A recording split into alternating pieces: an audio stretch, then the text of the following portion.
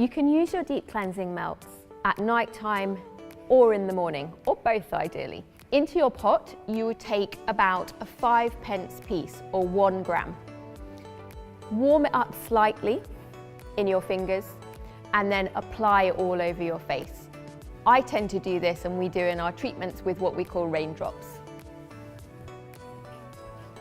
You can put a little bit of water onto your fingertips and then really massage it in.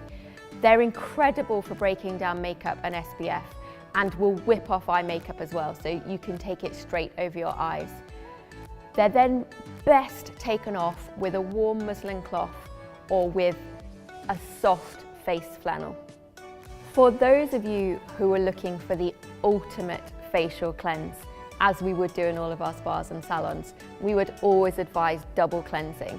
And I would suggest that you watch our alternative film on how to double cleanse and make the best use of your new deep cleanse melt.